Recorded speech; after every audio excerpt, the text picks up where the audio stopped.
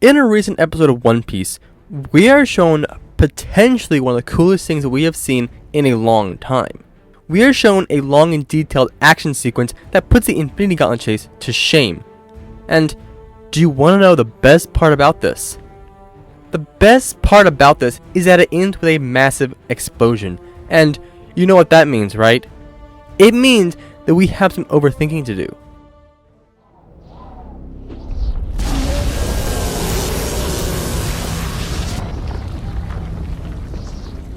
Hello Internet, Jojo here, and today we are doing something a little bit different.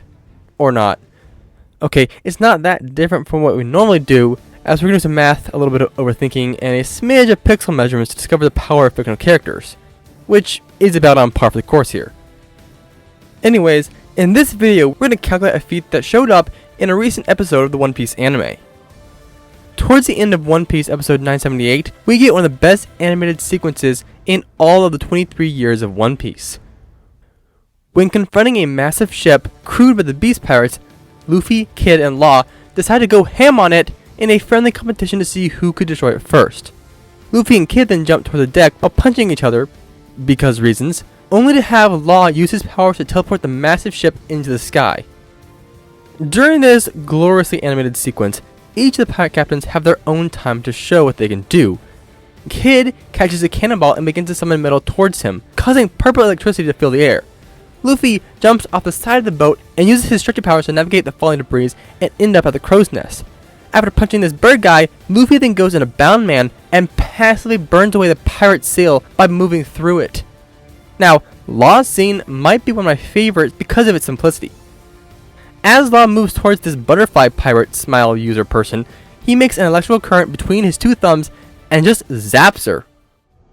I am lightning. The rain transformed. After all the captains show their skill, we are then treated to individual scenes with each of them attacking the main body of the ship. The camera then cuts away and we get this magnificent explosion and see a massive pressure wave. After the dust settles, the captains then continue to argue about who actually destroyed the ship most. So, there are two things that we're going to take a look at in this video. First is the explosion. Obviously, we're going to calculate its yield. And the second thing is that we're going to try to figure out who actually dealt the most damage to this ship, answering the question that they themselves were trying to figure out after they landed. So let's start off calculating the explosion. Now, normally we're stuck with using old methods of calculating the yield from the size of the fireball. But this time we have something else to look at. You see, every explosion has a pressure wave, and using that we can find the power that was being generated a good bit better than measuring the fireball, as none of these attacks were fire-based and the fireball wouldn't express the actual power released. Taking Law from this image and comparing him to the width of bone that he's standing on, and we find this bone is about 4.55 meters wide. Taking that in this image, we find the pressure wave is about 476.65 meters wide in diameter. With the pressure wave having this diameter, we can find that it must have a volume of 56,700,000 meters cubed. Because air has a density about 1.225 kilograms per cubic meter, this would yield a moved air mass of 69,457,500 kilograms. Now, we are using an entire sphere in this case, despite it clearly not being a perfect sphere, as the energy that would have formed the bottom of the sphere is being transferred to the water.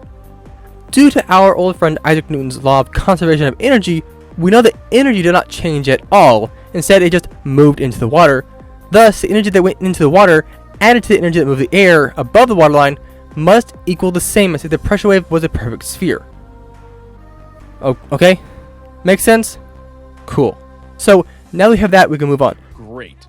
I think I got it, but just in case, tell me the whole thing again, I wasn't listening. It takes a pressure wave 0.24 seconds to expand about 230 meters from the epicenter of the explosion. This means that 69 million kilograms of air was moving at about 2,221 miles per hour, or about 2.8 times the speed of sound. This massive air moving at this speed would need about 8,185 tons of TNT, or just over 8 kilotons.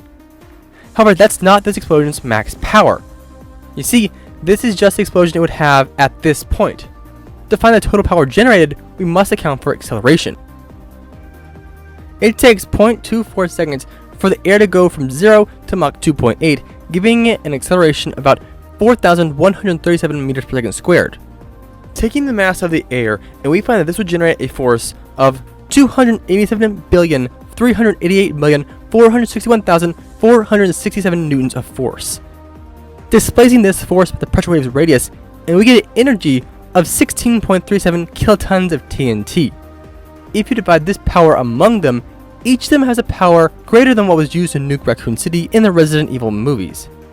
In case you're wondering, yes, I just finished watching all 6 of the Resident Evil movies, so they are currently living rent-free in my head. Now that we know the power that all 3 of the captains produced, which of them actually destroyed the ship most? It is not a debate that the 3 captains' powers was what brought the ship down, but what is a debate is how much each contributed. But even breaking this down frame by frame, and they actually come out to be nearly equal.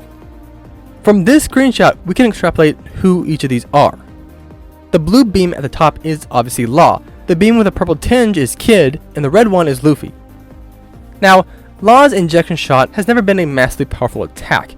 It's almost certainly an attack that allows him to bypass traditional defense, as that is the nature of his Devil Fruit. Not to mention that this is also how he would use it later. It also doesn't have the kind of explosive effect that we see, and it would be difficult to give him that.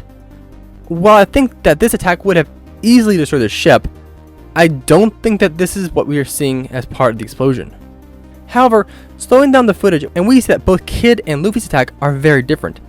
Kid's attack forces the ship to bend back towards Luffy, but the focal point of Luffy's attack continues to move forward towards Kid. This means that while Kid's attack has a much greater area of effect, Luffy's are much more focused. Think of it as a baseball bat and a sword. Both can be swung with the same force, but yield vastly different results. Neither the sword or bat is worse than the other, but have very different uses. Do you know how to use that thing?